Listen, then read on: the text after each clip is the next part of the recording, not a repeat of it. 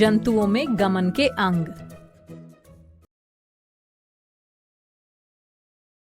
इस वीडियो में जंतुओं में गमन के प्रकार, अन्य जंतुओं में गति के अंग, पक्षियों में अस्थियों का महत्व, मछली के कंकाल की विशेषता, सर्प में गति।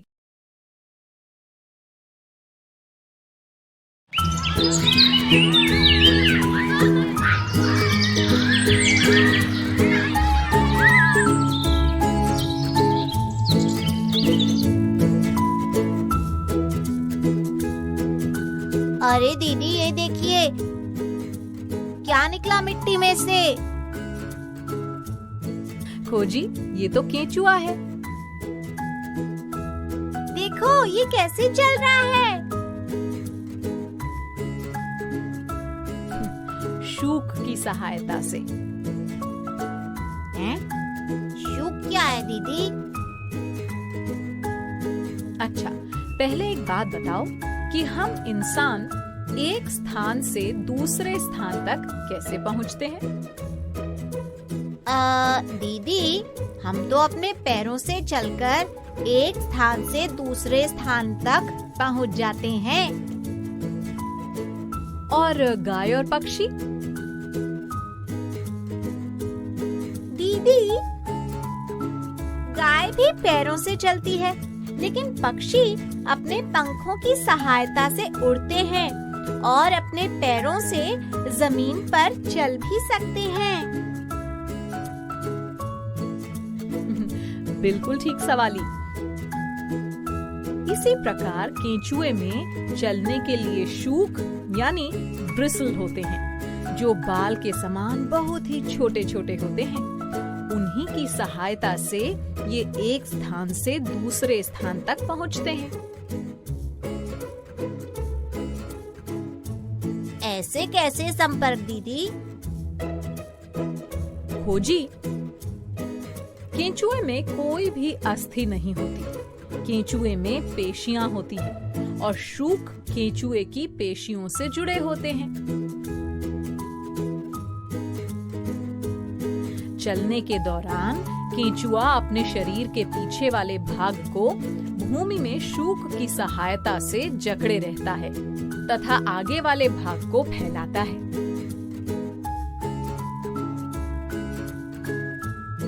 इसके बाद वो आगे वाले भाग के शूकों से भूमि को पकड़ता है तथा पीछे वाले भाग को छोड़ देता है।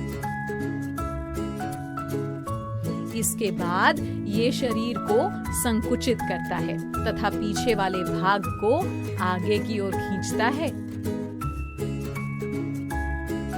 इसी प्रकार ये आगे बढ़ता है।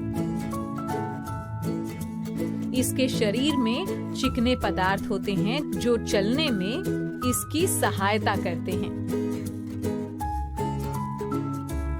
दीदी, देखिए ना, ये अपने शरीर से कुछ छोड़ते हुए आगे बढ़ रहा है। हाँ सवाली, चलते समय केंचुए के रास्ते में आने वाली मिट्टी को वो खाता जाता है और अनपचे पदार्थ को वो अपने शरीर से बाहर निकाल देता है। केंचुए द्वारा छोड़ा गया ये पदार्थ मिट्टी को उपजाऊ बना देता है।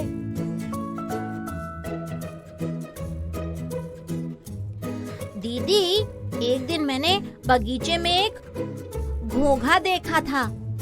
वो भी कुछ इसी प्रकार चल रहा था,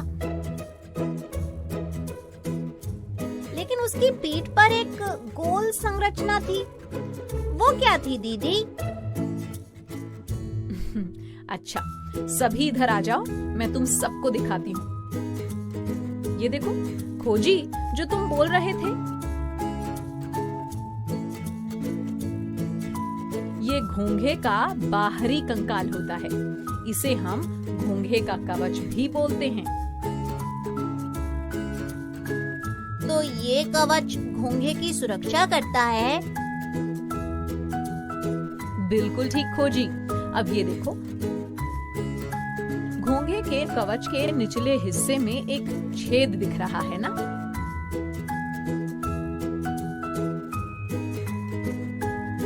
हाँ दीदी, पर घोंघे का शरीर कहाँ गायब हो गया? सवाली, घोंघे को किसी प्रकार का खतरा महसूस होने पर वो अपने शरीर को कवच के अंदर छिपा लेता है। फिर इसका शरीर बाहर कैसे आता है दीदी?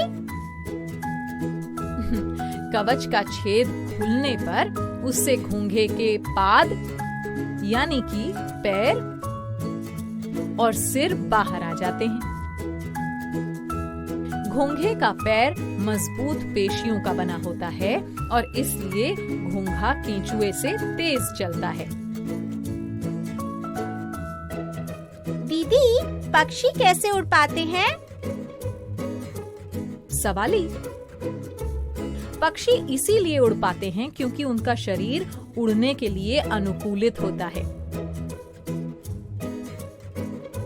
उनकी अस्थियों में वायु प्रकोष्ठ यानी कि हवा की कोशिकाएं होती हैं, जिनके कारण उनकी अस्थियां हल्की परंतु मजबूत होती हैं। अच्छा, तो पक्षी ऐसे हवा में उड़ पाते हैं? हाँ, पक्षियों के पिछले पैरों की अस्थियां चलने एवं बैठने के लिए अनुकूलित होती हैं। और जानवरों में जैसे आगे वाले पैर होते हैं,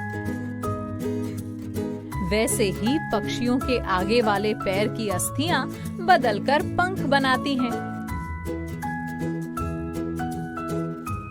कंधे की अस्थियां काफी मजबूत होती हैं। वक्ष यानी ब्रेस्ट की अस्थियां उड़ने वाली पेशियों को मजबूती से जकड़े रखती हैं तथा पंखों को ऊपर नीचे करने में सहायक होती हैं।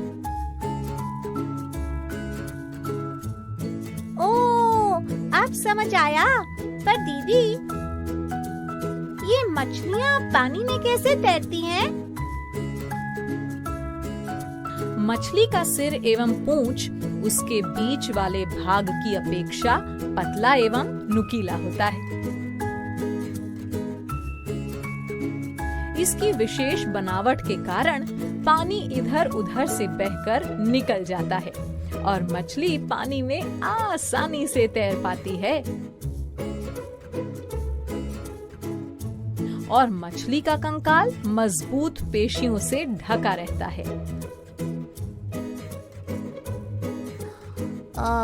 इसका मतलब कि मछली के शरीर में भी कंकाल और पेशियां होती हैं।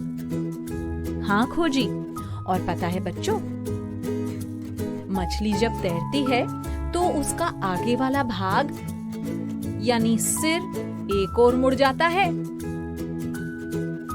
और उसकी पूंछ तीव्रता से दूसरी दिशा में मुड़ जाती है।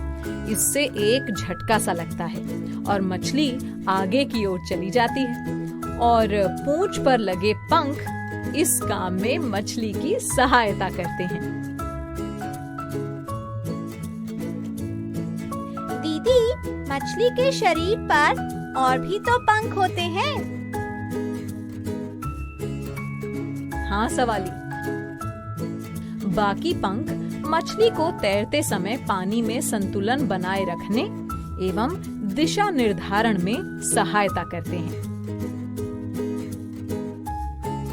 इसीलिए गोताखोर भी पानी में तैरने के लिए मछली के पंख जैसे विशेष प्रकार के जूते पहनते हैं, जिसे फ्लिपर कहते हैं। बच्चों, क्या तुम सबने कभी सांप को चलते हुए देखा है? हाँ दीदी।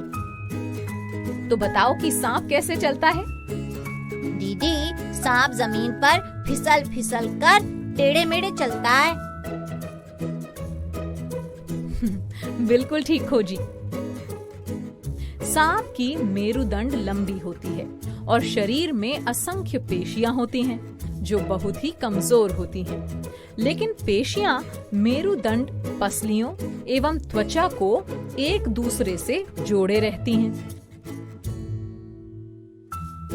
सांप का शरीर अनेक वलय में यानी कि वृत्ताकार मुड़ा होता है और यही वलय सांप को आगे की ओर धकेलते हैं इस कारण सांप टेढ़े मेढ़े चलते या फिसलते हुए बहुत तेजी से आगे बढ़ता है।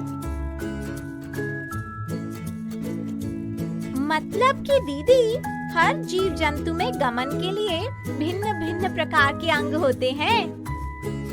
बिल्कुल सवाली। इसी प्रकार प्रसिद्ध ग्रीक दार्शनिक अरस्तु ने अपनी किताब गैट ऑफ एनिमल्स में स्वयं से ऐसे अनेक प्रश्न पूछे थे, जैसे विभिन्न जंतुओं के शरीर में विभिन्न भाग क्यों होते हैं, विशेष अंग जंतुओं की विशेष गति में किस प्रकार सहायक हैं, विभिन्न जंतुओं के शारीरिक अंगों में क्या समानताएं एवं विभिन्नताएं हैं, विभिन्न जंतुओं को चलने के लिए कितने अंगों की आवश्यकता होती है,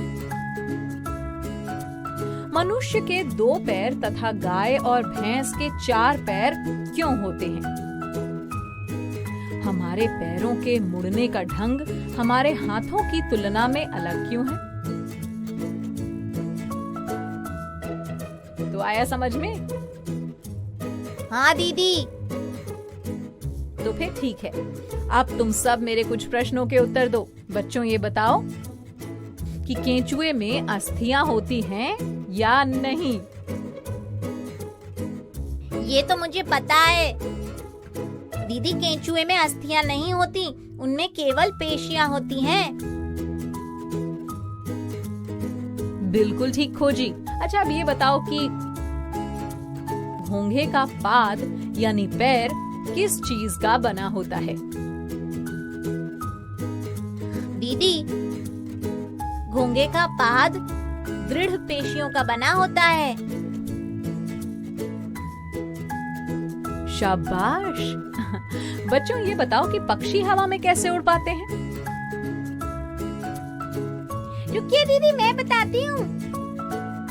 पक्षी का शरीर हवा में उड़ने के लिए अनुकूलित होता है।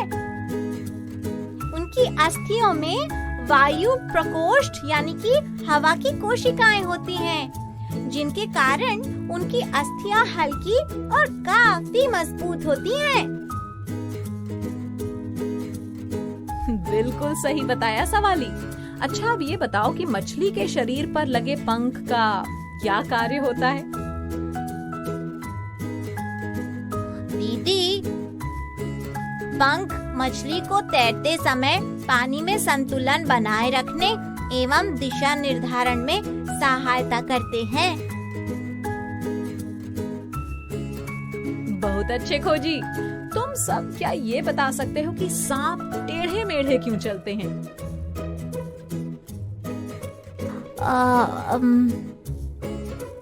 सांप का शरीर अनेक वलय में यानी कि वृत्ताकार मुड़ा होता है और यही वलय सांप को आगे की ओर धकेलते हैं। बच्चों, चलो अब संपर्क भैया से मिलो।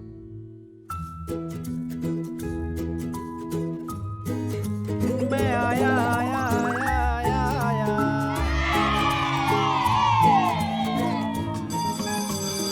ओके बच्चों, बाय बाय बाय। बच्चों, अब मैं जाती हूँ, कल फिर मिलने आती हूँ। इंग्लिश में अब होंगी बातें, मैथ सीखेंगे हंसते गाते। पहेली, किस्से और कहानी सुनना अब तुम मेरी जुबानी। बात पड़ी है सीधी सीधी, मैं हूँ आपकी संपर्क दीदी। संपर्क फाउंडेशन।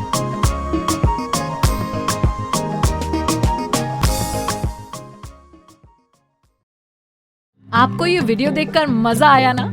अगर आप इस वीडियो से संबंधित अन्य संसाधन जैसे कि अन्य वीडियो, गतिविधियां, क्विज इत्यादि देखना चाहते हैं तो अभी डाउनलोड करें संपर्क स्मार्ट शाला मोबाइल एप्लीकेशन। और हाँ, अगर आपको ये वीडियो अच्छा लगा हो तो इसे जरूर लाइक करें। और भी नए नए वीडियोस देखने के लिए सब्सक्राइब बटन पर क्लिक करना न भूलें। मिलते हैं बहुत जल्द YouTube और संपर्क स्मार्ट शाला ऐप पर।